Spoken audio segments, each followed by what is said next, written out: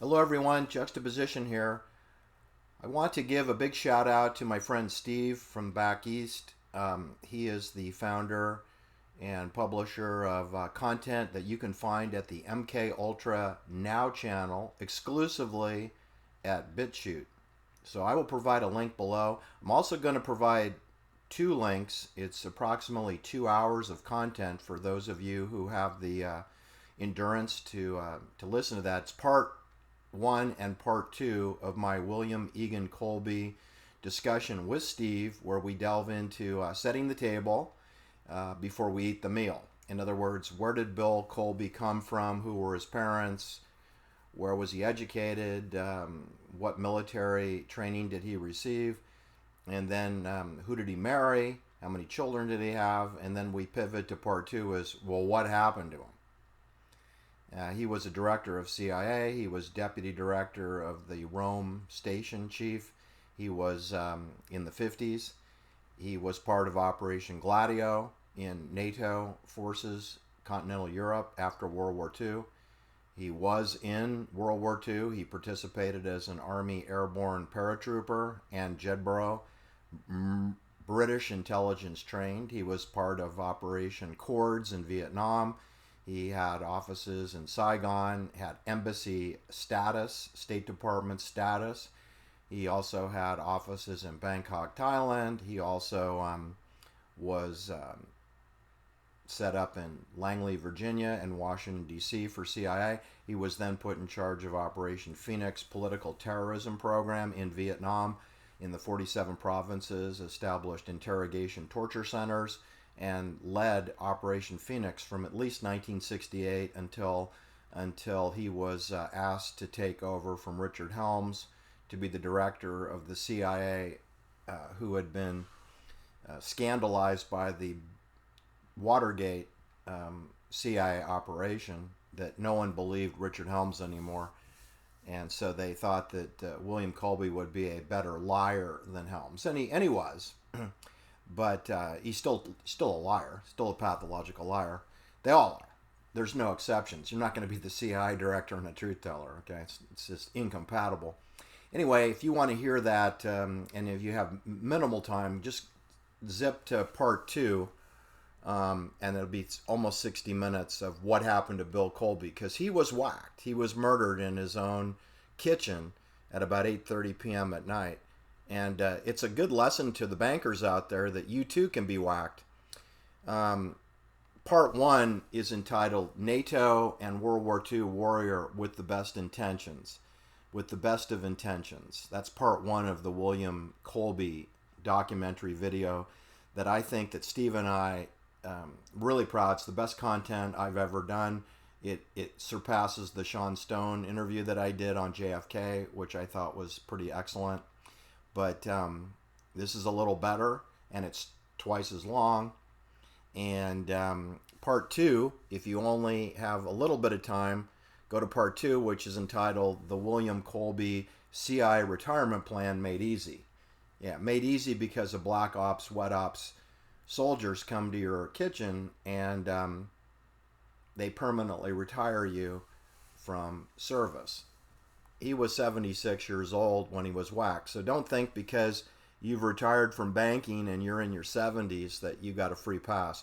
You can end up in exactly the same way as young bankers do, like Abigail Folger did at age 25. Her mother, who was a CI banker, she lived to age 100. Art Linkletter lived to age 97. He was in the child's programming business for Hollywood. Angela Lansbury lived to age 96. She was a British actress and Hollywood actress and television star for CBS, in much the same way that Doris Day was a singer and television star for CBS. And they lived long lives. You know, Doris Day lived her lives out in Carmel Valley, which is in a CIA hamlet on the Monterey Peninsula. Whenever I say Carmel, or I say Pacific Grove, or I say Fort Ord, or Defense Department Language Warfare Center, Applied Linguistics, home of sophistry, Monterey, I'm talking CIA. That's what I'm talking about. OSS and CIA. So anyway, I do want to put the links below to my work with Steve from MK Ultra Now.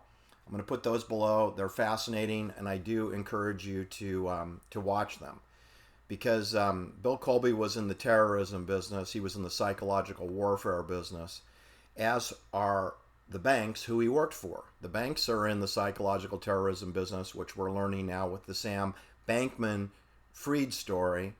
And the founders or funders of the Sam Bankman story aren't Sam, and they're not his parents either at Stanford, the law professors.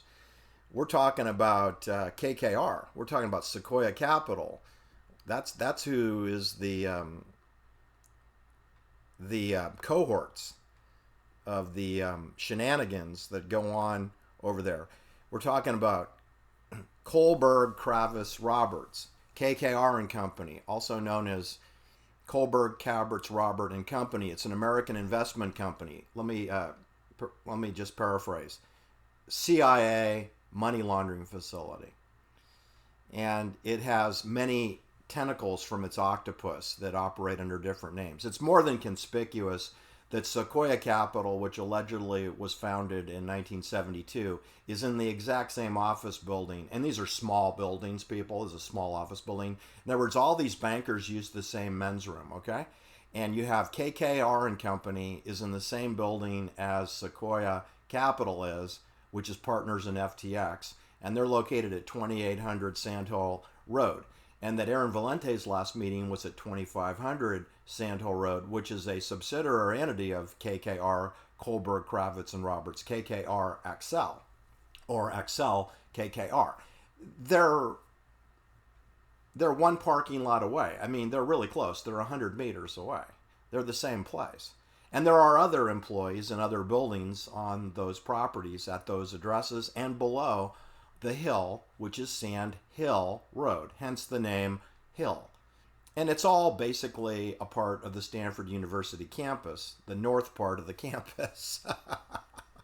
Anyway, you should know that KKR, and they do business with all the big corporations in the world, which would include Procter & Gamble, which of course implicates Abigail Folger's father, Peter Folger, because he sold the Folgers Coffee Company to Procter & Gamble in 1963. Now, this is before the formation of KKR, but it tells you that they're all living in the same Menlo Park, Portola Valley, Palo Alto zip code. All these people are in the private banking money laundering business. That's Abigail Folger's father. That's Abigail Folger's mother, Enos Mejia, who lived on Broadway, down from the Paul Pelosi fake hammer attack and close proximity to where Dianne Feinstein went to school at the Sacred Heart Convent at 2222 Broadway. And Dianne Feinstein, I believe, also has a home on Broadway, a residence. These people all have multiple residences, and you never know exactly which home they're in. Obviously, they have to have a home in Georgetown if they're going to attend the United States Senate or House of Representative meetings, though they're going to need a place in Washington, D.C. to live. So they have places there. And they have places probably in Switzerland and Lake Lugano or Lago Maggiore, or perhaps in Lago Como or Bellagio or somewhere near George Clooney. Anyway, that's what I wanted to point out to you, is that all roads essentially lead to Sand Hill Road and to Stanford University. A lot of the roads also lead to Harvard and to University of California Systems, which includes the Lawrence Livermore Weapons Laboratory, includes the Lawrence Science Hall at Cal Berkeley, includes Emeryville and Chiron, which became now Novartis, CETUS, a evil, unholy alliance between University of California and the biotechnology system, which is funded by the firms on Sand Hill Road. So all that life science, bio, microbiology, nanotechnology is funded through some kind of a private banking apparatus and is going to be managed by the CIA. That would include all the universities that are conducting research on nanotechnology, biotechnology, and the underground weapons laboratories in Maryland, like Fort Detrick or Edgewood or in places we don't know where they are because they're undisclosed. Formerly in San Francisco, they were at the Presidio Letterman Hospital. They were at Fort Baker in Sausalito. They were at the what is now the Sandler Institute in Mission Bay of San Francisco. They were at University of California, San Francisco. They have research facilities off Parnassus in close proximity to the Haight-Ashbury Free Medical Clinic. So anyway, when you connect up all the dots, you will see banking, you will see science, you will see microbiology, you will see 5G, pulsing, radio frequency, RF. You will find digital systems, crypto systems. You will find database management like Oracle databases, and you will find that they are all in close proximity to a private banker. Every single one of these military facilities foisted onto the public as being consumer products, they're all military, and all the private banking is focused on command and control, compartmentalization, pacification and control, and psychological restructuring of your brain so that you can't think for yourself, and the only information that you get is disinformation through the fake news systems. And I believe, there are several people that are quoted, like William, not William Colby, but William, what was the other CI director who had a similar name to Bill Colby? William Casey was quoted as saying, "We'll know our work is complete at the CIA when everything that American citizens believe in is false." That's a quote of a director for Central Intelligence under the Ronald Reagan presidency. He wants every American to believe in poppycock. I think that sums up my channel at YouTube. So please tune in, turn on, and drop out, in the words of CIA soldier Timothy Leary, associated with Harvard University, University of California, Berkeley, and partners with Stanford University professor Richard Albert. Thanks for listening. Hit the like and subscribe. Have a nice day.